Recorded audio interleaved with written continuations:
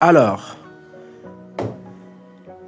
vu qu'on a déjà vu les variables et on a aussi appris à faire des calculs avec les variables, dans cette vidéo-là, dans ce chapitre-là, on va s'intéresser aux conditions.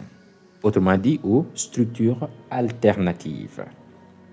Alors, les conditions servent tout simplement à exécuter certaines instructions selon qu'une condition soit remplie ou non. C'est-à-dire l'exécution de cette instruction-là ou bien de ces instructions-là dépendent d'une condition. Tant que cette condition-là n'est pas remplie, alors point d'exécution de ces instructions-là. Par exemple, si on veut par exemple afficher à l'utilisateur tu es majeur selon son âge, donc on va faire quoi? Si l'âge est supérieur ou égal à 18, on affiche tu es majeur. Donc l'affichage de tu es majeur là dépend tout simplement de la condition qui est si l'âge est supérieur ou égal à 18. Donc tant que l'âge n'est pas supérieur ou égal à 18, point d'affichage. Donc l'utilisateur n'aura pas comme affichage tu es majeur. Voyez-vous? Maintenant, si la condition est remplie, c'est-à-dire si l'âge est supérieur ou égal à 18, on affichera tu es majeur. C'est ça l'importance des conditions. Donc, les conditions apportent un certain dynamisme dans notre code, dans notre programme. Donc, sans condition, on aura un programme qui fait toujours la même chose. Une condition, ou bien les conditions servent tout simplement à afficher, à exécuter ces instructions-là si une condition est remplie. Sinon, on ne fait rien. Sinon, on n'exécute pas ces instructions ou bien on exécute d'autres instructions. Je vais améliorer l'exemple que je vous ai donné, c'est-à-dire, cette fois-ci, on va tester l'âge de la personne. Si l'âge de la personne est supérieur ou égal à 18, on va afficher tu es majeur. Sinon, on affiche tu es mineur. Donc, contrairement à tout à l'heure, ici, si l'âge n'est pas égal à 18 ou bien n'est pas supérieur à 18, il y a quelque chose à afficher. Contrairement à tout à l'heure, on n'a effectué qu'un seul test. C'est-à-dire, si l'âge est supérieur ou égal à 18, on affiche tu es majeur. Sinon, on n'affiche rien. Donc là, il n'y a pas une alternative. Par contre, dans le dernier exemple que je vous ai donné, c'est-à-dire, si l'âge est supérieur ou égal à 18, on affiche tu es majeur. Sinon, on affiche tu es mineur. Donc ici, il y a une alternative, le sinon là. Donc le sinon permet d'afficher quelque chose ou bien d'exécuter certaines instructions si la condition n'est pas remplie. Donc si l'âge est supérieur ou égal à 18, on affiche tu es majeur. Sinon, ça veut dire quoi? Si l'âge n'est pas supérieur ou égal à 18. Dans ce cas, l'âge est inférieur à 18. C'est ça l'alternative. Vous voyez, on peut même améliorer encore notre exemple en disant que on va afficher par exemple si l'âge est supérieur à 18, on va afficher tu es majeur. Sinon, si l'âge est inférieur à 18, on va afficher tu es mineur. Sinon, on affiche tu viens juste d'avoir 18 ans. Donc ici, on a amélioré un peu nos conditions. Donc la première condition est qu'on teste si l'âge est supérieur à 18, strictement supérieur à 18, afin d'afficher à l'utilisateur tu es majeur. Maintenant, si cette condition-là n'est pas remplie, on va exécuter une autre condition, un autre test pour voir si l'âge est cette fois-ci strictement inférieur à 18, afin d'afficher à l'utilisateur tu es mineur. Sinon, c'est-à-dire si la première condition n'est pas remplie, mais aussi la deuxième condition non plus n'est pas remplie, dans ce cas, on va afficher tu viens juste d'avoir 18 ans. Parce que si ton âge n'est pas supérieur à 18, ni inférieur à 18, forcément il est égal à 18. Voyez. Donc dans ce cas, il y a un affichage. Dans ce cas, il y a des instructions à exécuter. Vous avez noté ce dynamisme-là. Ce dynamisme. Donc on n'aura pas tout le temps la même chose. Ce qu'on aura dépend tout simplement de l'âge de la personne. Donc ici, on a conditionné une alternative. On a conditionné le sinon. Avec sinon, si l'âge est supérieur à 18, on affiche tu es majeur. Sinon, si l'âge est inférieur à 18. Donc, si la première condition, le premier test ne se réalise pas, on va effectuer un autre test. Et ce deuxième test-là, c'est si l'âge est strictement inférieur à 18. Sinon, c'est-à-dire l'âge n'est pas supérieur à 18 et aussi l'âge n'est pas inférieur à 18. Dans ce cas, on avise, tu viens juste d'avoir 18 ans. Voilà l'importance des conditions qu'on va essayer de voir au cours de cette vidéo. Alors, allons-y. Donc, les conditions permettent de tester des variables. Tester les valeurs des variables. Et pour effectuer les tests, pour effectuer des conditions, il nous faut des symboles. Il nous faut des symboles de base, appelés les opérateurs de comparaison. Donc, pour faire des conditions, on a besoin de symboles. On a besoin d'opérateurs de comparaison. Comme tout à l'heure, j'avais dit, si l'âge est supérieur à, si l'âge est inférieur à, etc. Donc, supérieur à et inférieur à sont des symboles de base, appelés les opérateurs de comparaison. Donc, on ne peut pas se passer de ces symboles de base-là pour faire des conditions. Donc, on a 6 symboles de base en langage C. On a l'égalité. Voyez, pour tester l'égalité, c'est-à-dire E égale A, notez bien qu'on met les deux égales. Pas une seule égale. Bien, je ne sais pas comment on dit, une seule égale ou un seul égal ou une seule égale. Donc, on met deux égales en tout cas, deux signes d'égal. Voilà. On met deux signes d'égal. Pas un seul signe d'égal. Ça, c'est autre chose. On met deux signes d'égal pour effectuer l'égalité. La comparaison d'égalité. La supériorité. On met le chevron fermant. Voyez. Et supérieur à. Le signe supérieur. Inférieur. Voyez inférieur ou égal. Supérieur égal. Et là, la différence. Pour voir si, par exemple, l'âge est différent de 18, on met point d'exclamation égal. Vous avez saisi? Donc voilà. Donc pour faire des comparaisons, on va user de ces symboles-là, de ces symboles de base, appelés des opérateurs de comparaison. Continuons. Maintenant, on va voir une condition avec if, c'est-à-dire le premier exemple. J'avais dit, si l'âge est supérieur ou est égal à 18, on va afficher tu es majeur. Tout court. Donc ça veut dire quoi? Si l'âge n'est pas supérieur ou égal à 18, la machine ne fera rien. L'utilisateur n'aura rien comme information.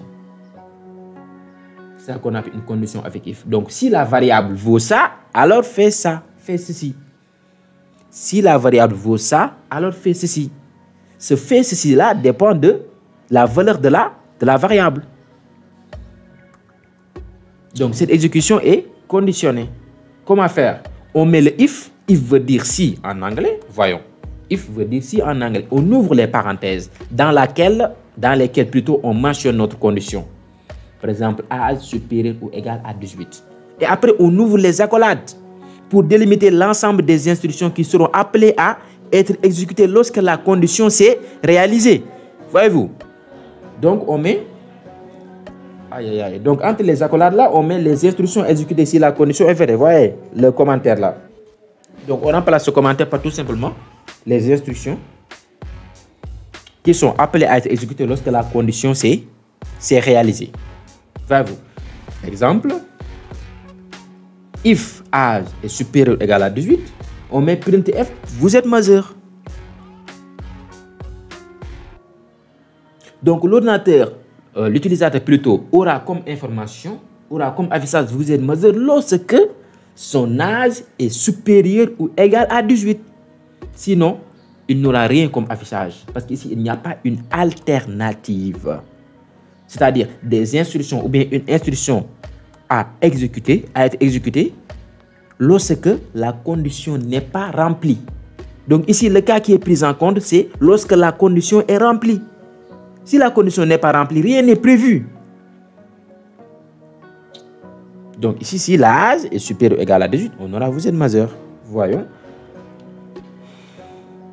Et pour implémenter ça, au niveau de notre programme, voyez, on va mettre int âge, on initialise l'âge, on crée la variable âge qui va subir des conditions, qui va subir des tests. Voyez, on l'initialise. Soit on l'initialise en l'affectant de valeur avec l'affectation ou bien avec la saisie. Avec l'affectation, ça veut dire quoi? C'est comme ça, on met directement la valeur. Avec la saisie, on demande à l'utilisateur de saisir l'âge. Voyez-vous? Donc, une fois que l'âge, la variable âge a sa valeur, eh bien, on procède au test. On teste l'âge afin d'afficher quelque chose ou pas. Voilà. Continuons. Voyons maintenant une instruction alternative avec else. Donc ici, dans ce cas-là, on va afficher quelque chose lorsque la condition n'est pas remplie. C'est-à-dire le sinon. Le sinon, ça veut dire quoi? Le sinon, l'instruction ou bien les instructions qui se rattachent au sinon vont s'exécuter lorsque tout simplement la condition n'est pas remplie. La condition qui est dans le si n'est pas remplie. C'est pourquoi on dit que si la variable vaut ça, alors fais ceci. Sinon, fais cela. Si la variable vaut ça, fais ceci. Sinon, ça veut dire quoi? Si la variable ne vaut pas ça, fais cela. Aussi simple que ça. Donc ça, c'est ce qu'on appelle une instruction alternative avec avec else, c'est-à-dire avec le sinon. Donc aussi, ici, si la condition n'est pas remplie, on préfère afficher quelque chose à l'utilisateur. Voyez-vous? Pour ne pas lui laisser avec une page blanche là, avec la console vide sans information. Donc ça, pour mettre en pratique, c'est très simple. If âge est inférieur et supérieur ou égal à 18, voyez, on affiche vous êtes majeur. Sinon, on affiche vous êtes mineur. Parce que si l'âge n'est pas supérieur ou égal à 18, ça veut dire quoi? Ça veut dire que l'âge est inférieur à 18. Et si ton âge est inférieur à 18, ça veut dire que tu es mineur. Voyons. Donc c'est comme ça qu'on procède, c'est comme ça qu'on fait. C'est très simple les instructions. C'est très simple. Si cette condition est remplie, on exécute ça. Si la condition n'est pas remplie, on exécute ça. Ou bien, si cette condition est remplie, on exécute ça. Sinon, si une autre condition est remplie, on exécute ça. Sinon, si une autre condition est remplie, on exécute ça. Sinon, on exécute ça. C'est comme ça qu'on fait les conditions. C'est très simple. Continuons. J'ai un peu anticipé les choses, voyons. L'instruction alternative avec else if. Ça veut dire quoi? On va conditionner maintenant notre alternative, le sinon là. C'est l'exemple 3. Si l'âge est supérieur, cette fois-ci, pas supérieur ou égal, est supérieur à 18, on affiche tu es majeur. Sinon, ça veut dire quoi? Sinon veut dire que si l'âge n'est pas supérieur à 18, c'est-à-dire si l'âge n'est pas supérieur à 18, ça veut dire quoi? Ça veut dire que l'âge peut être inférieur à 18 ou bien égal à 18. Et on va prendre ces deux cas-là. Dans ce cas, si la première condition n'est pas remplie, on va mettre une deuxième condition. Si l'âge n'est pas supérieur à 18, on va mettre une deuxième condition qui est sinon, si l'âge est inférieur à 18. Et après, on met notre alternative. Sinon, on affiche quelque chose. Ce sinon-là veut dire quoi? L'âge est égal à 18. Parce que si l'âge n'est pas supérieur à 18, ni inférieur à 18, il est égal à 18. Vous avez vu? Donc, ça veut dire quoi? Si la variable vaut ça, alors fais ceci. Sinon, si la variable vaut ça, alors fais ça. Sinon, fais cela. Donc, ici, on a des conditions, des tests. On a deux tests. Et si ces deux tests-là ne se réalisent pas, c'est-à-dire ne sont pas satisfaits, ne sont pas remplis, dans ce cas, on exécute le sinon. On peut avoir aussi 30 tests ou 10 tests ou 3 tests. Ça va de soi. Mais notez très bien que sauf le premier test, les autres tests, il faut toujours mettre sinon, si. Sinon, si. Le premier test, on met si. Par contre, le deuxième test, on met sinon, si. Le troisième test, on met sinon, si. Le dernier test, c'est-à-dire si aucun de ces tests-là n'est rempli, on met le sinon, l'alternative, le défaut. Donc, si la variable vaut ça, alors fais ceci. Sinon, si la variable vaut ça, alors fais ça. Sinon, fais cela. Donc, ici, on dit qu'on a conditionné l'instruction alternative avec else if. Vous avez saisi? Voyons ici l'exemple. Donc, si l'âge est supérieur à 18, on affiche vous êtes majeur. Sinon quoi? Eh bien, on conditionne cette sinon-là, ce sinon-là plutôt. Sinon quoi? Si l'âge n'est pas supérieur à 18. Ça veut dire quoi? Ça veut dire que l'âge est inférieur à 18. Ça veut dire où l'âge est égal à 18. Et on va prendre en compte ces cas-là. Donc, si l'âge est supérieur à 18, on affiche vous êtes majeur. Sinon, si l'âge est inférieur à 18, on affiche vous êtes majeur. Sinon, on affiche vous venez juste d'avoir 18 ans ou bien vous venez juste d'être majeur. Donc, on va prendre en compte les cas où l'âge est supérieur, est strictement supérieur à 18, où l'âge est inférieur à 18 et où l'âge est égal à 18. Vous avez saisi? Donc, c'est très simple.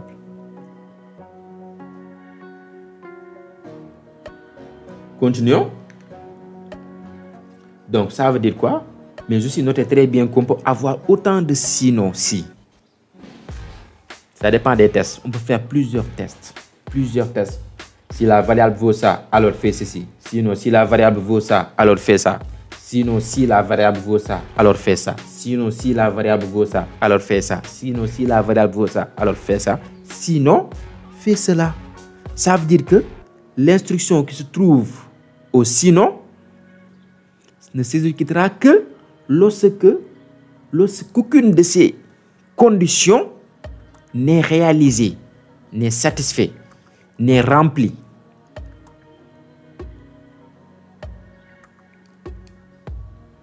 Si l'âge est supérieur à 18, on exécute tu es majeur. Sinon, si l'âge est supérieur et inférieur à 18, on exécute tu es mineur. Sinon, ça veut dire quoi? Sinon, vous avez à peine 18 ans.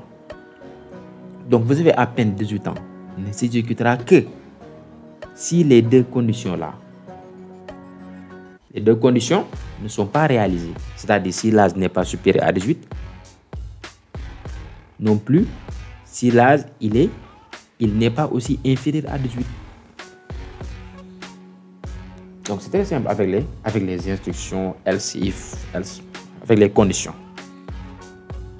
On peut tester plusieurs conditions à la fois.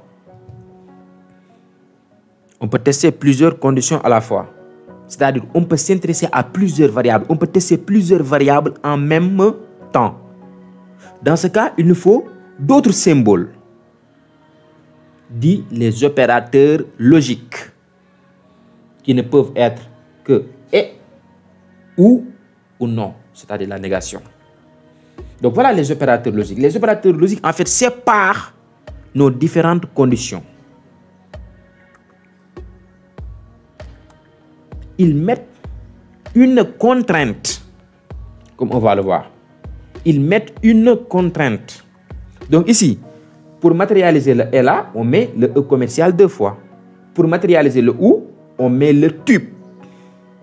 2 tubes. Pour faire le tube, c'est un peu compliqué. On met alt gras plus le 6 là. Plus 6. Alt gras plus 6. Pour mettre le tube. Et pour la négation, qui veut dire non, on met le point d'exclamation. En langue C, la négation est matérialisée par le point d'exclamation. Voyons maintenant l'usage de chacun de ces opérateurs logiques. Une contrainte est avec E commercial 2 fois. On met E commercial. Ça veut dire quoi? Ça veut dire que toutes les conditions doivent être remplies pour que les instructions qui se rattachent à ces conditions-là se voient être exécutées. S'exécutent. Le et. Donc ici, le et là veut dire quoi? Que forcément, l'âge doit être supérieur, strictement supérieur à 18 et inférieur à 25 pour que les instructions qui se rattachent à cet if-là s'exécutent. Pour que ce test soit rempli, il faut que l'âge est strictement supérieur à 18 et strictement inférieur à 25. Ça veut dire quoi? Il faut que l'âge soit dans l'intervalle 18 et 25.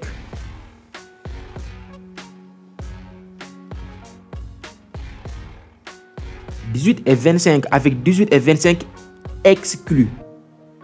Exclus. Voilà ce que ça veut dire. Je vais vous donner d'autres exemples. Par exemple, si...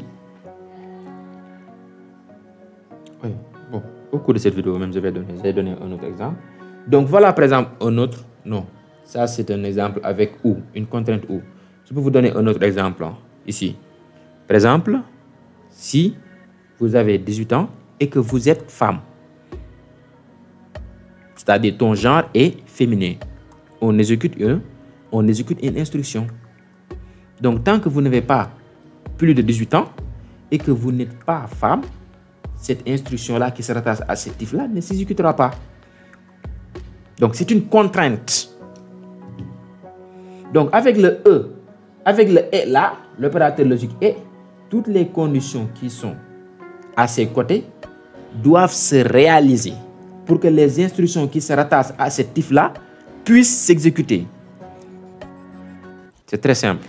Si l'une des conditions est fausse, point d'exécution. Point d'exécution. C'est ça qu'impose l'opérateur logique et. Voyons maintenant l'opérateur logique ou. L'opérateur logique ou est moins méchant, est moins strict par rapport à l'opérateur logique et. L'opérateur logique est très exigeant.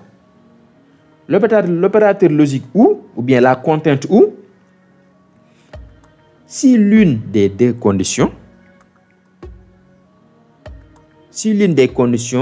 est réalisée, c'est-à-dire est vraie, alors les instructions qui se rattachent à ces types-là peuvent s'exécuter.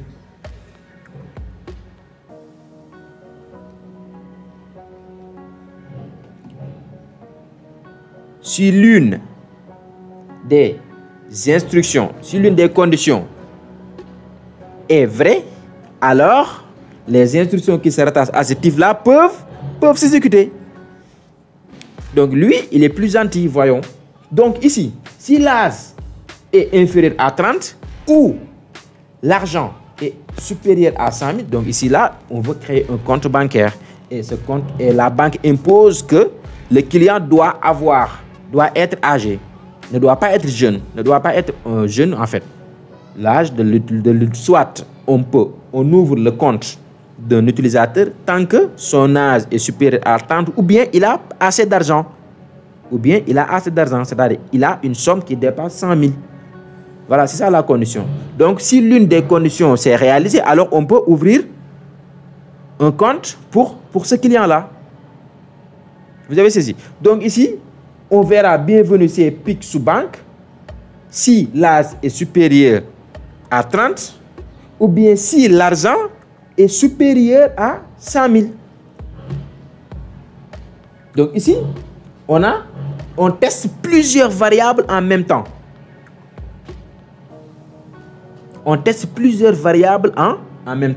Sinon, on affiche hors de ma vue misérable. Mais quand est-ce que ce sinon-là va être exécuté? Si aucune de ces deux conditions n'est pas réalisée. Si aucune de ces deux conditions n'est pas accomplie, c'est-à-dire si l'âge n'est pas supérieur à 30 et que aussi la personne n'a pas une somme supérieure à 100 000. Contrairement à tout à l'heure, contrairement avec le et, si on avait mis le sinon là, le sinon va s'exécuter lorsque, par exemple, l'âge est inférieur à 18 ou l'âge est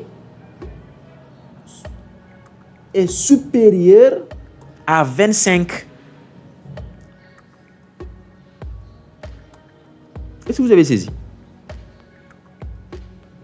Donc ici, avec une contrainte et, le sinon, c'est-à-dire l'alternative, va s'exécuter lorsque, par exemple, ici, l'âge est inférieur à 18 ou l'âge est supérieur à 25.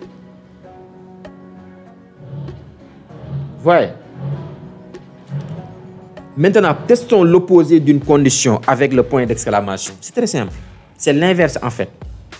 C'est la négation. Donc ici, if point d'exclamation âge inférieur à 18, ça veut dire quoi? Ça veut dire que si l'âge n'est pas égal à 18, c'est ça la négation. Donc on teste si l'âge n'est pas égal à 18. Sans le point d'exclamation, ça veut dire si âge est inférieur à 18. Et avec le point d'exclamation, ça veut dire quoi? Si l'âge est supérieur ou égal à 18. C'est-à-dire si l'âge n'est pas inférieur à 18. C'est ça la négation, c'est l'inverse. C'est l'inverse. On est d'accord? Maintenant, intéressons-nous aux conditions de type vrai ou faux avec les booléens. En observant ce programme, vous allez me dire que bon, il n'y a pas de condition là. Ce programme est dépourvu de conditions, vu qu'à la place de la condition, on a un. Alors, je vous recommande d'exécuter ce code. Qu'est-ce que vous allez voir? Si vous exécutez ce code, vous allez voir que on aura comme affichage, c'est vrai. On aura comme affichage, c'est vrai. Si on remplace 1 par 0, qu'est-ce qu'on obtiendra? On obtiendra comme affichage, c'est faux. Et si on change le 0 là par n'importe quel nombre, c'est-à-dire 10 ou moins 5, n'importe quel nombre, à part 1 ou à part 0, on aura c'est vrai. Donc ça veut dire quoi? Ça veut dire quoi? Donc ici, si on a 0, ça veut dire que la condition est fausse. Si on a 1 ou n'importe quel autre nombre, ça veut dire que la condition est vraie. Qu'est-ce qui se passe en réalité? Supposons qu'on teste l'âge de la personne. On veut voir si l'âge est supérieur à 18. Alors, si la condition est vraie, si l'âge est supérieur à 18, est supérieur ou égal à 18, si la condition est vraie, alors, cette condition-là sera remplacée par 1. L'ordinateur va remplacer cette condition par 1. Et on aura if 1. Ça veut dire que la condition est vraie. Donc, si la condition est vraie, l'ordinateur va remplacer cette condition par 1. Donc, on aura if 1. Dans ce cas, l'instruction qui se rattache à ce if-là se verra s'exécuter, va s'exécuter. Si la condition n'est pas vraie, l'ordinateur va remplacer la condition par 0. Dans ce cas, l'instruction qui se rattache à ce if-là ne s'exécutera pas. Peut-être l'instruction qui se rattache à else, s'il n'y a pas d'autres conditions, qui va s'exécuter. Donc, ça veut dire quoi? Avant, lors des tests, l'ordinateur va d'abord effectuer cette comparaison-là, avant de pouvoir exécuter ou non l'instruction qui se rattache à ce if-là. Donc, il va faire ce test pour voir. Et le résultat de ce test-là doit être 0 ou 1. C'est-à-dire faux ou vrai. 0 veut dire faux, 1 veut dire vrai. Donc l'ordinateur, avant d'exécuter le bloc d'instruction, ce bloc d'instruction-là ou celui-là, il va d'abord tester la condition. Parce que pour lui, la condition est une instruction. Cette condition-là est une instruction pour lui. Il va d'abord tester cette instruction-là. Cette condition-là plutôt. Il va dire si âge est supérieur ou égal à 18. Ça, c'est une opération pour l'ordinateur. Âge supérieur ou égal à 18 est une opération. Donc, une condition est une opération pour l'ordinateur qui renvoie, dont son résultat ne peut être 0 ou 1. Si c'est 1, ça veut dire que la condition est vraie. Si c'est 0, ça veut dire que la condition n'est pas vraie. Donc, comme je l'ai dit, l'ordinateur va effectuer cette opération-là.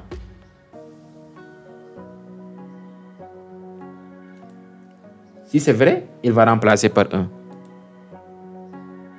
Et dans ce cas, il va avoir dans sa tête if 1. If 1 veut dire quoi? C'est vrai. Donc, on va exécuter l'instruction qui se trouve dans le if. Sinon, c'est-à-dire si la condition, le résultat de la condition est égal à 0, il ne va pas exécuter l'instruction qui se trouve dans le if. Mais il va exécuter peut-être l'instruction else, s'il y en a.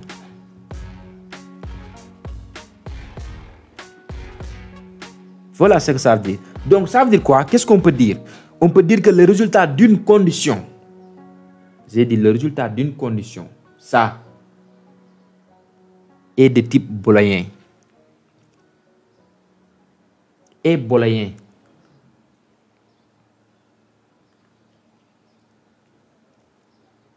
Et une variable booléenne ne peut avoir comme valeur 0 ou 1. Pas autre chose. Voyons cet exemple-là. On veut stocker le résultat d'une condition. Parce qu'une condition pour la machine, c'est une opération. Voyez, on veut stocker le résultat de cette condition-là dans la variable majeure. Donc, si l'âge est supérieur ou égal à 18, majeur sera égal à 1. Ça veut dire que la condition est vraie. Donc, majeur sera égal à 1. Sinon, majeur sera égal à 0. Donc, majeur est une variable booléenne. Elle ne peut prendre que deux valeurs 0 et 1. Mais malheureusement, en langage C, il n'existe pas un type booléen. C'est pourquoi on utilise le int là. On utilise le type int, pour créer une variable booléenne. Mais quand même, les valeurs de cette variable-là ne peuvent être que 0 et 1. On a déjà vu les types d'entiers, n'est-ce pas? Et les types décimaux. Ici, on a aperçu un autre type qui est le type booléen. Mais malheureusement, en langage C, il n'y a pas de type booléen. Mais on utilise, pour matérialiser un booléen, on utilise le int. Tout en sachant que cette variable ne peut avoir que deux valeurs, 0 ou 1. Donc ici, si on affiche, majeur vaudra 1. Parce que l'âge est égal à 20. Et 20 est supérieur ou égal à 18. Si on change âge par 10, on aura ici, majeur vaut 0.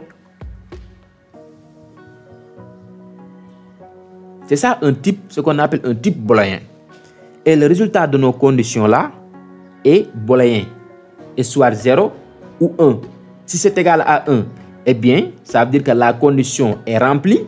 Si c'est égal à 0, ça veut dire que la condition n'est pas remplie. Aussi simple que ça. Donc, pour créer une variable de type booléen, vrai ou faux, qui peut avoir comme valeur vrai ou faux, c'est-à-dire 0 et 1, on utilise le int là, int majeur. Et on initialise par 0, ça veut dire par faux.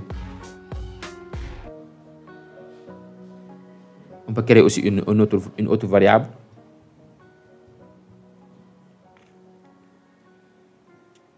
Par exemple, vaccin. La variable vaccin sera égale à 0 si l'utilisateur a effectué, s'est déjà vacciné. Sinon, est égal à 1 plutôt si l'utilisateur s'est déjà vacciné. Sinon, vaccin sera égal à 0. Ça veut dire que l'utilisateur ne s'est pas encore vacciné, etc. Donc, si on sait qu'une autre variable ne peut avoir que 0 et 1, c'est-à-dire ne peut être que vrai ou faux, dans ce cas, on crée un booléen. On utilise le même type int, mais tout en sachant que cette variable ne peut prendre que 0 et 1. Et le résultat d'une condition est toujours égal à 0 ou 1. Une condition, en fait,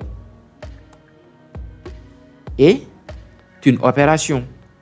L'ordinateur la considère plutôt comme une opération. Voyons un autre exemple. Donc ici, int majeur, on a testé ça déjà. Donc int majeur, donc majeur ne peut être égal que 1 ou 0.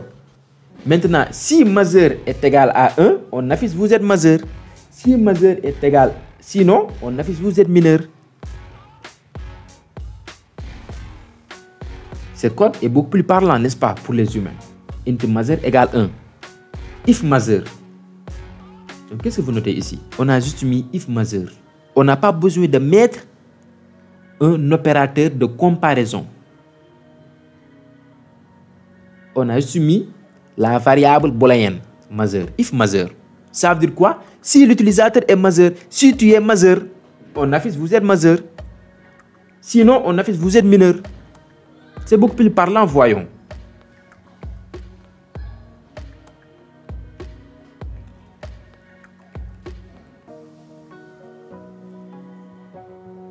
Donc, ce qu'il faut retenir est que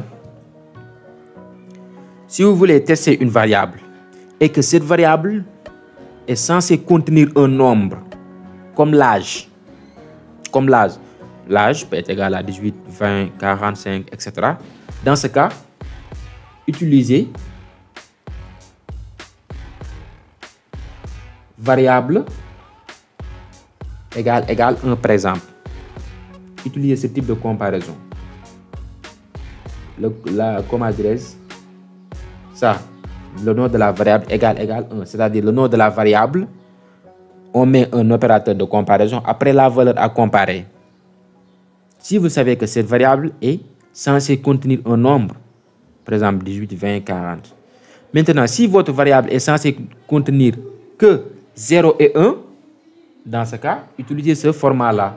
On met juste la variable tout court. Pas la peine de mettre un opérateur de comparaison ni une valeur à comparer.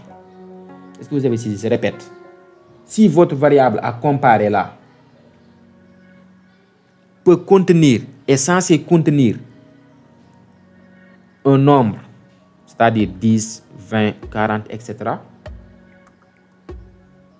Utilisez le format. On met le nom de la, en mettant le nom de la variable, un opérateur de comparaison, après la valeur à comparer. Bon, je n'ai pas mis un exemple ici, hein, c'est pourquoi, bon, je suis ainsi. Je vais saisir. Vous mettez là le nom de la variable, l'opérateur de comparaison, comme tout à l'heure, comme on a vu, comme ça, voilà, le nom de la variable, l'opérateur de comparaison et la valeur à comparer. Si la variable est censée contenir un nombre, 18, 20, 40, etc. Mais si la variable ne peut contenir que 0 ou 1, c'est-à-dire est une variable booléenne, eh bien, utilisez ce format-là. On met juste le nom de la variable. Bien vrai qu'ici, on peut ajouter majeur égale 1 pour tester si majeur est égal à 1 afin d'afficher vous êtes majeur. Mais ce n'est pas la peine avec les variables booléennes. Ce n'est pas la peine. On peut juste se contenter à mettre le nom de la variable tout en se pensant de la mise d'un opérateur de comparaison ainsi que la valeur à comparer. Donc, il y a des cas où c'est comme ça. On compare, on fait des conditions sur une variable booléenne. Donc, faire des conditions sur une variable booléenne est beaucoup plus facile. Il suffit juste de mettre le nom de la variable tout court. On ne s'embête pas à mettre le supérieur ou égal ou inférieur, genre. Non. On met juste le nom de la variable. Par contre, si la variable est censée contenir un nombre, dans ce cas, il faut mettre l'opérateur de comparaison. On est obligé. Voyons. Donc ça, c'était le premier type de condition, if-else. Introduisons-nous maintenant au deuxième type de condition, qui est suite, c'est-à-dire les cas. Examinez ce code-là. On a mis if âge est égal à 2, on affiche salut bébé. Else if, sinon, si l'âge est égal à 6, on affiche salut gamin. Sinon, si l'âge est égal à 12, on affiche salut jeune.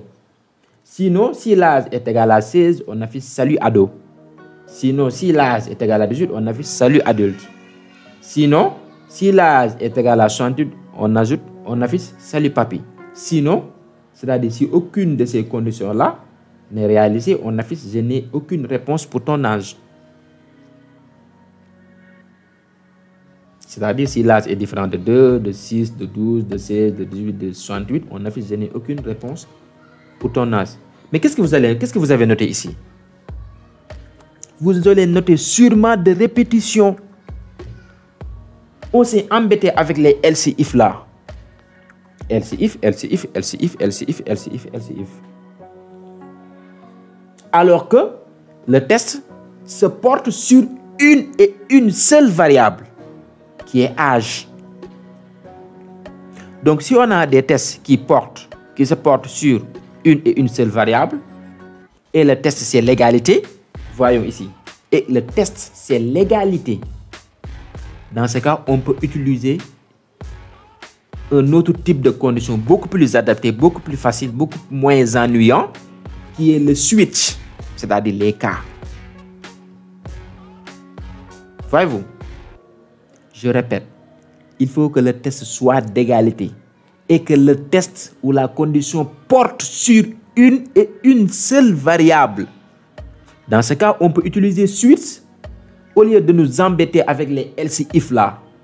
Else if sans fin. Est-ce que vous avez saisi? Voilà. Et là, ce programme-là, à la place de case, à la place de switch, voilà ce qu'on fait.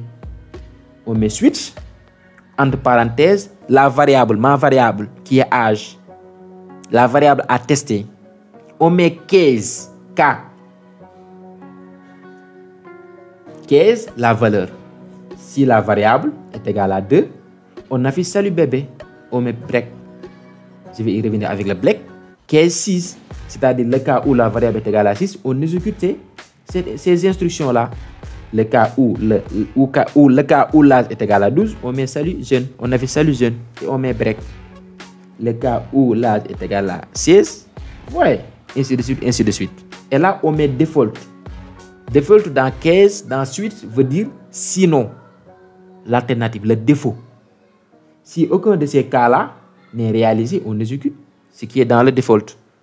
Print, je n'ai aucune réponse pour ton âge. Et on met break et on ferme les accolades. Tu vois, on met sur, entre parenthèses, l'âge, la variable à évaluer. On ouvre les accolades et on met ces différentes valeurs avec case. K, valeur 1. Si cette variable est égale à 2 par exemple, on exécute ces instructions, ainsi de suite, ainsi de suite. Sinon, c'est-à-dire, si la valeur de la variable n'est égale à aucune de ces valeurs-là mentionnées dans les cas, on exécute ce qui est dans le default. Aussi simple que ça. Et ça, c'est moins embêtant et c'est beaucoup plus lisible. Intéressons-nous à l'insertion de break. Pourquoi on insère break? Break veut dire quoi? Interruption. Arrêt du programme. Donc ici, si l'âge, supposons l'âge est égal à 2. Une fois arrivé ici, l'âge est égal à 2, n'est-ce pas? C'est le cas. Eh bien, on va exécuter ces instructions-là.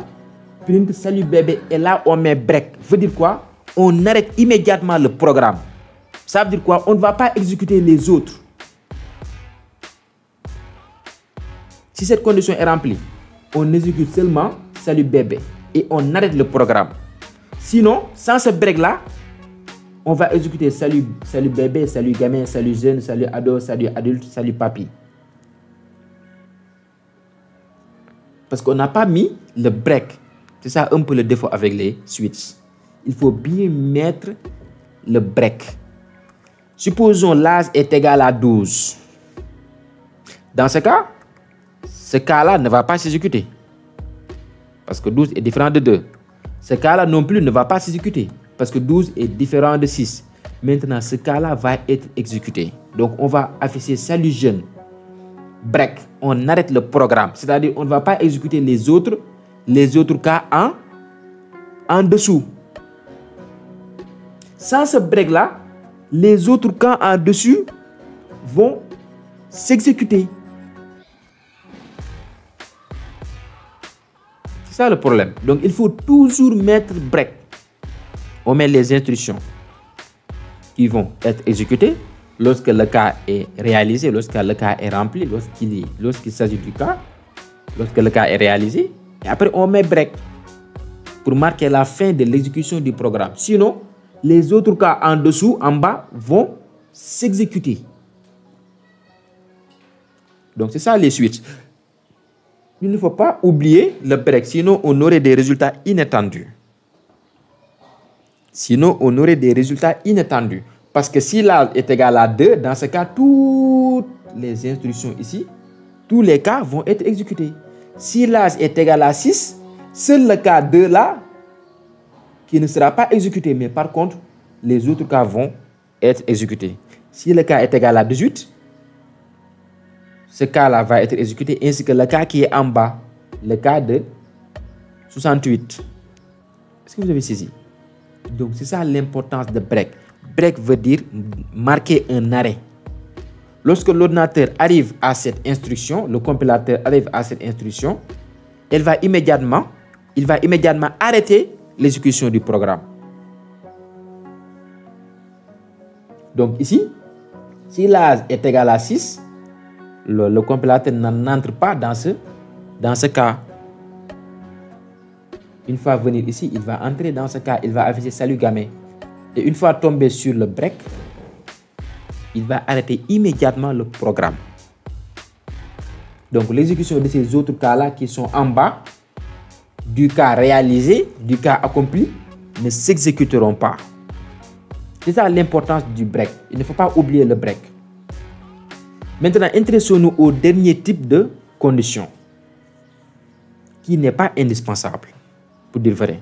Cette condition n'est pas indispensable à cause de son illisibilité. Moi, j'aime pas utiliser les conditions ternaires. Mais quand même, il est bon de vous le faire, de vous les faire part, de vous les apprendre. Une fois que, par exemple, vous allez fouiller un autre code où vous allez apercevoir des instructions bizarres et vous allez vous dire que c'est de quoi il s'agit, en fait. C'est ça le but. C'est ça le but. Mais aussi, il y a certains cas où son utilisation est souhaitée. Et à la place, on peut utiliser else if. La condition else if. Donc, optez toujours else if parce que c'est beaucoup plus lisible, c'est beaucoup plus clair. Donc, je vous enseigne le dernier type de conditions uniquement lorsque, par exemple, après, peut-être vous allez les rencontrer. Peut-être vous allez après les rencontrer, les ternaires. Voyez. Donc ici, if majeur, on affiche 18. On initialise ce n'est pas un affichage ici. On initialise la variable âge égale 18. Else, sinon, on initialise la variable âge égale 17. Cet exemple est un peu anodin. Et bête même. Mais quand même, juste pour illustrer les ternaires. Donc ici, si la variable majeur est égale à 1, on initialise la variable âge par 18. Sinon, on initialise la variable âge par 17. Et pour réaliser ça en ternaire, on met la variable à initialiser âge égale la condition entre parenthèses, le point d'exclamation, le point d'interrogation, qui veut dire si. Et là, on met 18. Ça veut dire quoi? Si majeur est égal à 1, si cette condition est remplie, eh bien, âge sera égal à 18. Sinon, est matérialisé par le point virgule, par 2 points, 17. Donc, sinon, c'est-à-dire si cette condition n'est pas remplie, eh bien, âge sera égal à 17. Donc, on utilise en général les ternaires pour initialiser des variables. En général, pour initialiser des variables, bien vrai qu'on peut afficher quelque chose. Donc, on pourrait mettre, par exemple, directement, au lieu de créer cette variable-là, if majeur, on met tout simplement parenthèse, majeur, point d'exclamation, vous êtes majeur, 2 points, vous êtes mineur. Avec printf, bien sûr. Vous avez saisi? Donc, c'est ça, les ternaires. J'aime pas leur usage. J'aime pas les utiliser, moi. Parce que c'est illisible, en fait.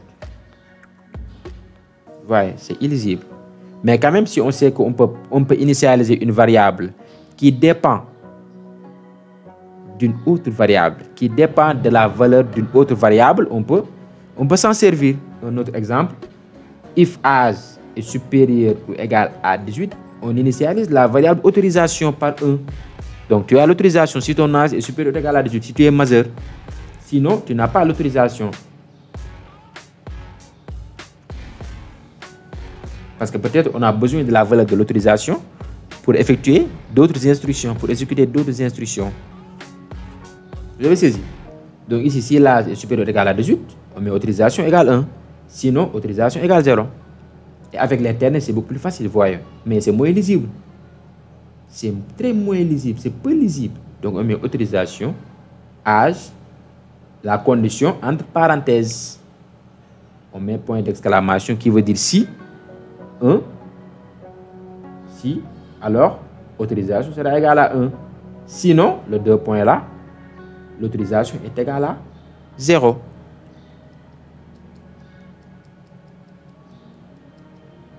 Voyez. Donc, à la place même d'autorisation, on pourrait avoir, par exemple, printf, vous êtes majeur. Et là, printf, vous êtes mineur. Dans ce cas, on ne va pas mettre autorisation égale. Non, on va mettre directement parenthèse, âge supérieur ou égal à 18, point d'exclamation, printf, vous êtes majeur. 2 points, printf, vous êtes mineur. Alors, faisons quelques pratiques pour illustrer ce cours. Donc, dans cette pratique, on va voir deux exercices, deux intéressants exercices qui vont vraiment illustrer ce cours-là. Et chaque exercice va correspondre à un type de condition. Bon, le type ternaire, les conditions ternaires, c'est ignoré, d'accord? Alors, voyons le premier exercice qui concerne l'usage des if-else. Cet exercice-là, c'est un calculateur de réduction d'impôt. Créer un programme qui permet à l'utilisateur de calculer sa réduction d'impôt en fonction de son revenu annuel. Voici les règles pour calculer la réduction d'impôt. Si le revenu est inférieur ou égal à 30 000 €, la réduction est de 10% du revenu. Si le revenu est supérieur à 30 000 €, mais inférieur ou égal à 70 000 €, c'est-à-dire lorsque le revenu se trouve dans l'intervalle 30 000 et 70 000, dont 30 000 est exclu, parce qu'ici c'est strictement supérieur, et 70 000 est inclus parce que c'est inférieur ou égal, voyons, la réduction est de 20% du revenu. Si le revenu par contre est supérieur à 70 000 francs, la réduction est de 30 000 et de 30% du 70 000 € plutôt, la réduction est de 30% du revenu. Et on demande, au niveau de la première question, de demander à l'utilisateur d'entrer son revenu. Et en utilisant des instructions conditionnelles, calculer la réduction d'impôt en fonction des données, en fonction des règles données. Afficher le montant de la réduction d'impôt obtenue. Donc ça, c'est très facile. Donc ici, dans ce cas, on ne peut pas utiliser le switch, le case, c'est-à-dire le... Comment on appelle ça? Oui, le case switch. On ne peut pas utiliser ça. On ne peut utiliser que la condition if else. Voyez-vous, que la condition if else. Parce qu'ici, la comparaison ne se base pas sur l'égalité. On est d'accord? Et c'est très simple, vraiment, avec if else. Donc, avec if else, on peut mettre en place vraiment ce programme facilement. C'est très simple et le programme est très explicite et très clair. Donc, on demande de créer un programme qui permet à l'utilisateur de calculer sa réduction d'impôt en fonction de son revenu annuel. Donc, la première question, c'est de demander à l'utilisateur d'entrer son revenu annuel. D'abord, ici, quelles sont les variables dont on a besoin? On a besoin de la variable revenu, on a besoin aussi de la variable réduction, voyez-vous. Oui, et quel type adéquat? Bon, il faut préférer le double. Si on sait qu'on peut avoir un grand nombre, il faut utiliser le double. À la place de int, on peut utiliser le double. C'est ça. Donc, le double peut être utilisé lorsqu'il s'agit d'entier, comme lorsqu'il s'agit de nombre flottant, de nombre à virgule. Mais quand même, il faut respecter son format. C'est-à-dire, pour la saisie, c'est LF, et pour l'affichage, c'est F. Pourcentage F, voyons. Donc, ici, c'est très simple. Déclarons nos variables d'abord. Donc, ici, je vais mettre double, réduction et revenu. Voyez, je pourrais initialiser même à 0 là, réduction aussi à 0. Voilà, voyez-vous. Donc ici j'ai fait la déclaration de ces variables au niveau de la même ligne parce que ces variables ont de même type, ça vous le savez. Maintenant, je vais demander à l'utilisateur de mentionner son revenu annuel, n'est-ce pas? Dans ce cas, je vais me servir de printf. Voilà. Hop. Printf. Oh. Ton revenu annuel, pour être simple. 2 points. Voilà. Et là, je vais mettre scanf. Le format pour récupérer un double, c'est pourcentage LF, n'est-ce pas? Et ici, on met la variable qui est revenu. Attention, il ne faut pas surtout oublier le E commercial. Sinon, vous aurez des résultats inattendus. Sinon, la variable revenu ne se verra jamais avec une valeur. Avec une autre valeur. Voilà. Voilà, comme ça, c'est cool. Donc, ici, j'ai initialisé mes variables non variables. Après, je demande à l'utilisateur de mentionner son revenu. Maintenant, il reste de procéder au calcul, n'est-ce pas, qui dépend tout simplement du montant du revenu. Donc, si le montant du revenu est inférieur ou égal à 30 000, alors la réduction est de 10% du revenu. C'est-à-dire, on va multiplier par 0,1 le revenu. Voyons. Donc, on va mettre la condition ici. Donc, on va mettre if, on ouvre les parenthèses, n'est-ce pas? If revenu, on va tester sur la variable revenu. If revenu, hop, if revenu est inférieur ou égal à 30 000. Voyons. Qu'est-ce qu'on fait? On calcule la réduction, n'est-ce pas? La réduction, on met la réduction égale revenu multiplié par 10%. Fois 10%, c'est multiplié par 0,1, n'est-ce pas? Parce que 10 sur 100, c'est 0,1. Donc, on va mettre 0,1 directement, voyons. Point virgule. Maintenant, ça, c'est le calcul de la réduction lorsque le revenu annuel est inférieur ou égal à 30 000. Maintenant, si le revenu annuel n'est pas inférieur ou égal à 30 000, ça veut dire quoi? Ça veut dire qu'il est soit qu'il se trouve dans l'intervalle 30 000 et 70 000, soit il est supérieur à 70 000. Donc ici, on va utiliser des conditions alternatives. Sinon, si, voyons, si le revenu est inférieur ou égal à 30 000, on fait ça, on calcule la réduction. Sinon, si le revenu est supérieur à 30 000 et inférieur ou égal à 70 000, on calcule la réduction. Sinon, ça veut dire quoi? Donc, si le revenu n'est pas inférieur ou égal à 30 000 et que le revenu ne se trouve pas dans l'intervalle 30 000 et 70 000, forcément, il est supérieur à 70 000. C'est évident. N'est-ce pas? Donc ici, on va mettre une seule condition, sinon si. Le sinon final là va remplacer tout simplement, va prendre en compte le cas où le revenu est supérieur à 70 000. Donc ici, je vais mettre else if, voilà, je vous les accolade. Et là, revenu est supérieur à 30 000, strictement supérieur à 30 000. Lorsque c'est strict, ça veut dire que la valeur est excluse. Lorsque c'est égal, inférieur, égal ou supérieur, égal, ça veut dire que la valeur à comparer est incluse. C'est très important de le savoir. Donc ici, on va mettre supérieur à 30 000. N. Et. Ah oui, c'est la condition. Et. Parce qu'il s'agit d'un intervalle. Il faut que le revenu se trouve dans cet intervalle-là, 30 000 et 70 000. Tout en sachant que 30 000 est exclu et 70 000 est inclus. Voyons. Et revenu inférieur ou égal à 70 000. Voyons. Et on ouvre les accolades. On calcule le revenu. Cette fois-ci, on multiplie par 0,2. C'est 20%. N'est-ce pas? Voyons ici, c'est 20%. Voilà. Et maintenant, le sinon. Le sinon, else. Hop.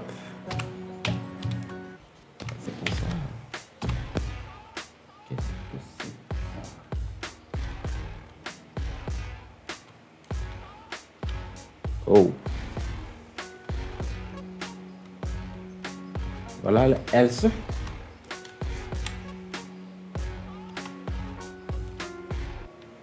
Else. Else. Ça veut dire quoi? Le revenu est supérieur à 70 000. Réduction, dans ce cas, la réduction c'est à 30%. Voyez-vous ici, 30% du revenu. Maintenant, on a calculé la réduction dans tous ces cas-là, c'est-à-dire dans le cas où le revenu est supérieur et inférieur ou égal à 30 000, dans le cas où le revenu est compris entre 30 000 et 70 000, et dans le cas où le revenu est strictement supérieur à 70 000, c'est-à-dire dépasse 70 000. Maintenant, il ne nous reste que d'afficher tout simplement la revenu. Donc, pour afficher la revenu, je vais mettre tout simplement printf. D'afficher plutôt la réduction. Printf, voilà, la réduction. Donc ici, il faut éviter les E accents aigus, là, les accents graves, certains caractères spéciaux en fait. Les accents aigus, genre, il faut éviter les accents. Voilà, parce qu'il s'agit de la console. La console de Windows ne sait pas d'accent, ne prend pas en compte les accents. Par contre, la console de Linux prend en compte les accents. Donc lorsqu'il s'agit de la console de Linux, il n'y a pas d'amende. Vous pourrez mettre les accents, accent aigu, accent grave, accent aigu, etc. Voilà quoi. Mais la console de Windows, si vous mettez des accents là, il va remplacer cet accent là par une valeur extraordinaire, par une valeur bizarre. Voyons. Donc il faut éviter les accents à tout prix. Donc la réduction est, voilà, ici il s'agit de double, donc on met pourcentage F. Et ici on ne doit pas oublier à mentionner la variable, sinon on aurait un résultat inattendu. Vous voyez, peut-être vous allez opter pour effectuer cet affichage là dans chaque bloc de if, dans chaque bloc de la condition, dans chaque bloc du test, mais il s'agira d'une répétition. Donc ici on pourrait afficher printf, la réduction est, et là aussi printf, la réduction est, et là aussi printf, la réduction est. Ça serait une répétition. Voilà. Donc je pense que c'est tout. Si je ne fais pas d'erreur, si j'exécute, ça doit marcher, n'est-ce pas? Je vais exécuter pour voir. Voilà, ton revenu annuel. Bon, je vais mettre 45 000 pour voir. Hop, 45 000 pour voir. Donc, il me dit que la réduction est 9 000 euros. Parce que 45 000 fois 0,2, si je ne me trompe pas, c'est 9 000. Voyez-vous, c'est 9 000 euros. Donc ça, j'aimerais bien améliorer l'affichage. Un peu. Je ne sais pas trop. Voilà. Et là aussi, je peux précéder par /n pour apercevoir bien le résultat. Ton revenu annuel, je vais mettre cette fois-ci 100 000. Voyons, 100 000 dépasse 70 000. Donc, on aurait quoi comme revenu? 30 000. 3 000 plutôt. Non, 30 000, oui. Parce que c'était 30%. Donc, la réduction est 30 000. Voyez. Donc, c'est juste ça. Hein? C'est juste ça. Ça est un peu collé à l'entête. Je pourrais améliorer en mettant tout simplement là. Hein? /. Vous verrez, donc vous voyez, il y a amélioration. Donc cette fois, je vais mettre 10 000 pour voir. Ce serait 1000. La réduction est 1000. Parce que lorsque le revenu est inférieur ou égal à 30 000, la réduction c'est de 10%. Voilà, donc c'est tout pour cette édition. C'est très simple, très facile. Et ça illustre bien les conditions avec if, else. Vous avez vu? Donc c'est très facile, hein? On a créé nos variables, après on a demandé à l'utilisateur de comment dirais-je, de saisir son revenu afin d'initialiser la variable revenu, et après on fait des tests sur cette variable la revenu. Et en fonction de sa valeur, on effectue le calcul de la réduction et après on se charge d'afficher la réduction, n'est-ce pas? Donc c'était tout, hein, pour cet exercice. Allons à l'exercice suivant. qui porte sur, normalement sur les cases, sur les cas, les switches. Donc ici, voilà, le 18.2, il s'agit d'un convertisseur de jours de la semaine. Notez très bien qu'à la place de switch, on peut aussi utiliser les if-else. Mais avec l'usage de if-else, on est amené à effectuer plusieurs répétitions. Voyons, des répétitions. Assez de répétitions. Des répétitions qui peuvent nous plonger en marre. Donc ici, on demande de créer un programme qui prend un numéro de jours de la semaine. Exemple, 1 pour lundi, 2 pour mardi, etc. Donc 7 pour dimanche, voyons. Et affiche le nom correspondant du jour. Premièrement, demande à l'utilisateur d'entrer un numéro de jour de la semaine de 1 à 7. Utilisez une instruction switch pour mapper le numéro entrer au nom du jour de la semaine correspondant. Et troisièmement, afficher le nom du jour de la semaine. Je pense bien que c'est simple, c'est très explicite et très clair. Donc, on va afficher l'utilisateur entre guillemets un menu, c'est-à-dire les jours de la semaine. Et chaque jour est mappé par un nombre. Donc, l'utilisateur va saisir afin de lui afficher le jour correspondant à ce nombre-là, n'est-ce pas? Donc ici, qu'est-ce qu'on va faire? On va débiter par tout simplement le fait d'afficher à l'utilisateur les jours avec leur nombre correspondant, n'est-ce pas? Donc ici, je vais tout enlever, moi. Voilà, sauf le return 0, encore une fois. Il faut toujours mettre le return 0. Si vous ne le mettez pas, l'exécution aura lieu, d'accord, mais il est préférable de le mettre parce que chaque programme, après la fin de son exécution, il doit renvoyer quelque chose. Donc, si le programme renvoie 0, ça veut dire quoi? L'exécution s'est bien passée. Voilà. Si il renvoie autre chose, ça veut dire qu'il y a erreur. Donc, il faut toujours mettre return 0 dans vos programmes, return 0. Alors, on va mettre printf ici. D'ailleurs, même, je dois créer ma variable. Donc ici, je vais créer la variable int. Cette variable prendra comme valeur 1, 2, 3, ou 4, ou 5, ou 6, ou 7. D'accord? Donc je vais mettre int, je peux l'appeler jour, par exemple. Et là, je pourrais initialiser par 0. Voyons. Et là, je vais mettre printf. Saisir un jour. Voilà. Saisir un jour. Même avant de demander à l'utilisateur de saisir un jour, je pourrais écrire par exemple comme ça les jours de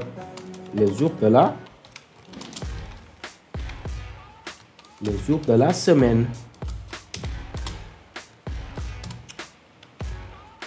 Point virgule, et je mets un autre printf et là je vais mettre par exemple 2 points lundi. Voyez.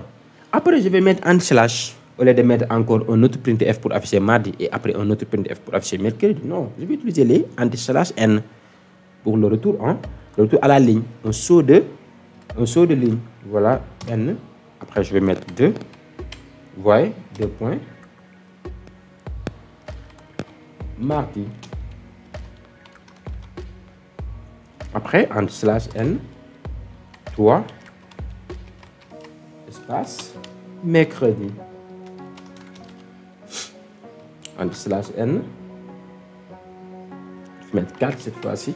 2 points, espace, jeudi.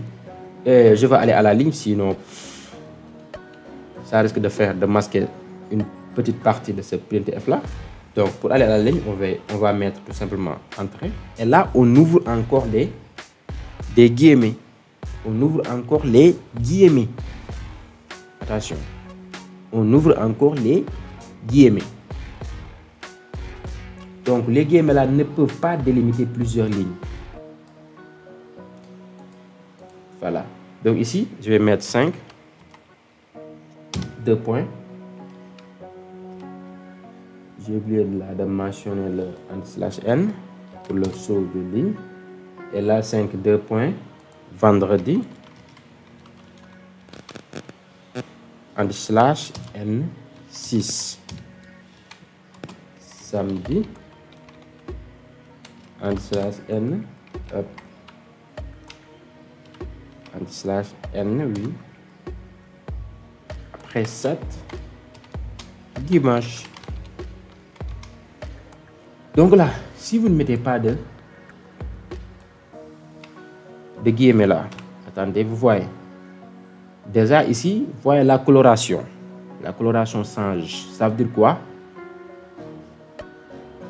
Cette ligne-là n'est pas délimitée, n'est pas incluse dans les guillemets. N'est pas délimitée par les guillemets. C'est pourquoi j'ai dit que les guillemets se tiennent sur une ligne. Pas sur plusieurs lignes. Si ce qu'on va afficher est long, on peut faire l'affichage sur plusieurs lignes, n'est-ce pas? Je veux dire, on peut écrire ce qu'on affiche, on peut écrire l'argument ou les arguments de printf sur plusieurs lignes, en les étalant sur plusieurs lignes. Dans ce cas, il faut noter bien ce truc-là. Parce que chaque guillemet, les guillemets délimitent en fait, ne peut se tenir que sur une ligne. Vous voyez? Donc pour une autre ligne, il faut encore rouvrir les guillemets, comme ici. Et là, je pourrais mettre /n, ça ne gêne pas. Déjà, si je tente d'exécuter pour voir est-ce que l'affichage est adéquat, voyez ici les jours de la semaine, lundi, mardi, mercredi, jeudi, voyons. Chaque jour est accompagné d'un nombre. Et là, je pourrais même mettre, pourquoi pas. Et là, si je veux, je pourrais mettre aussi /n, pourquoi pas.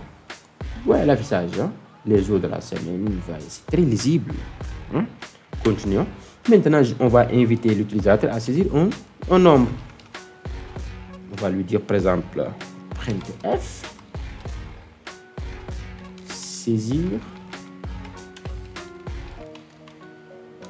un nombre du jour.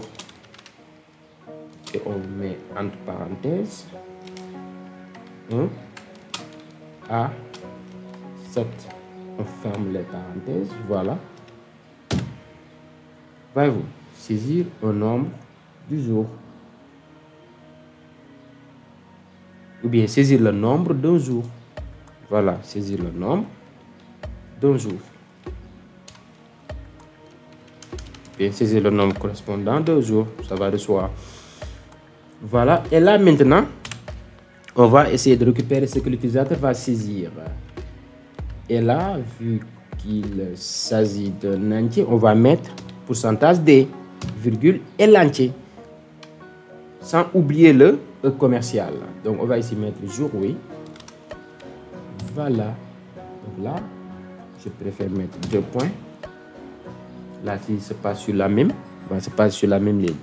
Et là, je vais utiliser mon switch. Comme je l'ai dit, à la place, on peut utiliser un else. Voyons. Dans ce cas, on aura assez de répétitions de else if. Parce qu'on va mettre if jour égale 1, on affiche lundi. Else if jour égale 2, on affiche mardi. Else if jour égale 3, on affiche mercredi. Else if jour égale 4, on affiche, voyons. On aura marre de else if. Donc ici, je vais mettre mon switch. Donc je vais mettre switch, comme ça.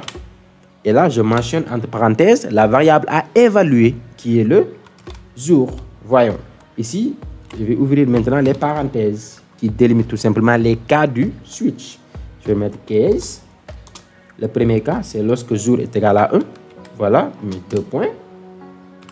Et là, qu'est-ce qu'on fait? Je vais afficher tout simplement printf. S'il s'agit de, comment dirais-je,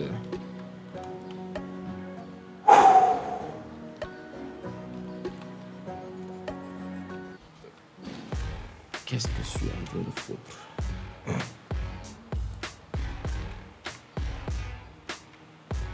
Donc, lorsque l'utilisateur a tapé 1, on va lui afficher lundi. C'est simple.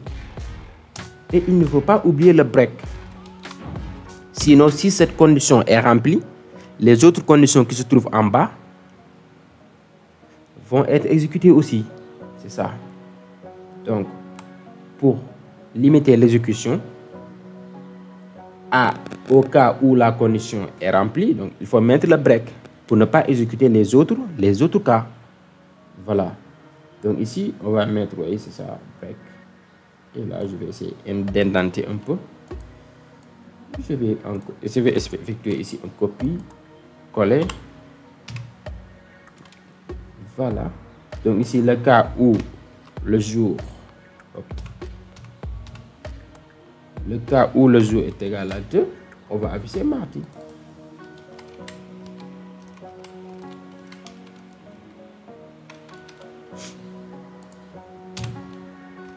Encore copier-coller. Le cas où le jour est égal à 3, on va afficher mercredi.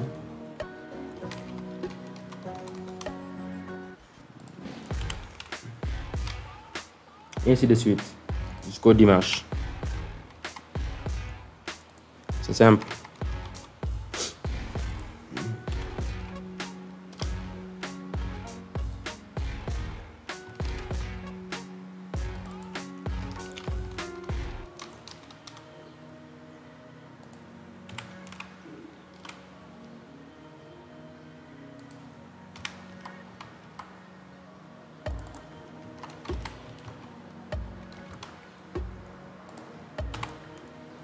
Et dimanche.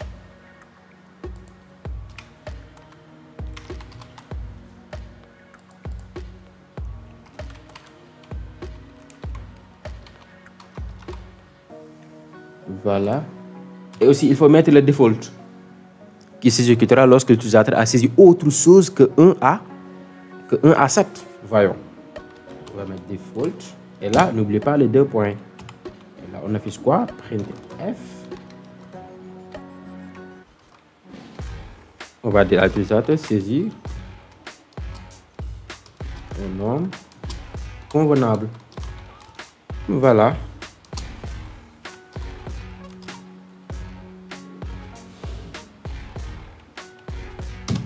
C'est tout. Et là aussi, il faut mettre le break.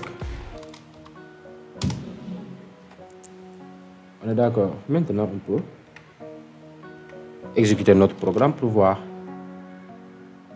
Donc, c'est très simple. Hein? On a initialisé notre variable jour. On a affiché les jours avec des nombres, n'est-ce pas?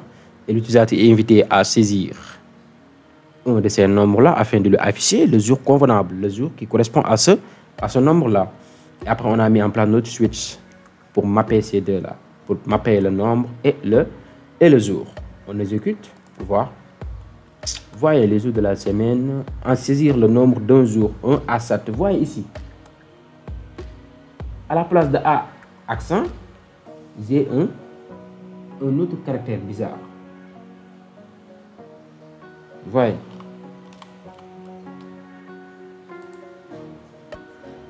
C'est la raison pour laquelle il faut éviter les accents. Voilà. Voilà, comme ça c'est cool. Je vais essayer de saisir 6 par exemple. Et il m'affiche samedi. Voyez, samedi. Donc ici, attendez, saisir un jour de la semaine, je vais saisir 2. Il m'a affiché mardi. Vous voyez, ça c'est très collé. C'est très collé, hein? Je vais mettre tout simplement en dehors du switch, bien sûr, avant le return 0. Je vais mettre un printf.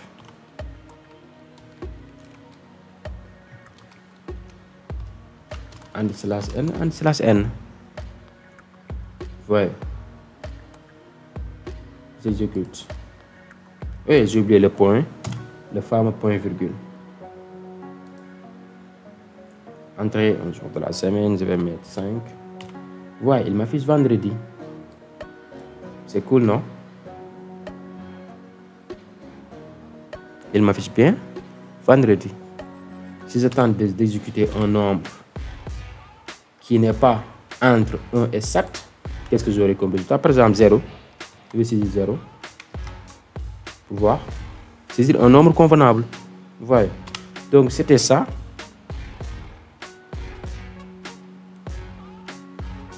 Donc, c'était ça le but de cet exercice. Vous voyez, c'est très simple.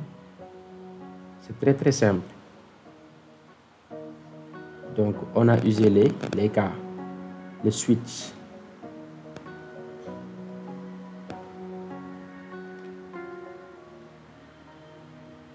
Donc, cet ici illustre bien la condition case, la condition switch. Bien vrai, à la place, on peut utiliser la condition if-else.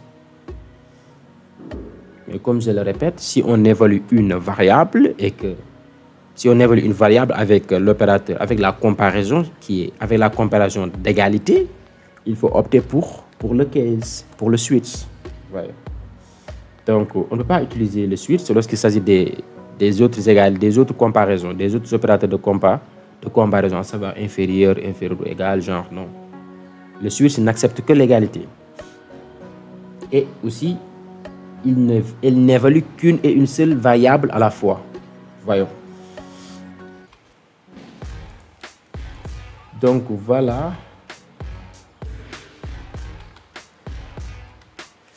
C'était ça pour ce fameux chapitre intitulé les conditions. Donc au niveau du chapitre suivant, on va voir les boucles. Qu'est-ce que c'est qu'une boucle et quels sont les types de boucles? Quelle est l'utilité des boucles? On se dit donc à la prochaine vidéo. Merci.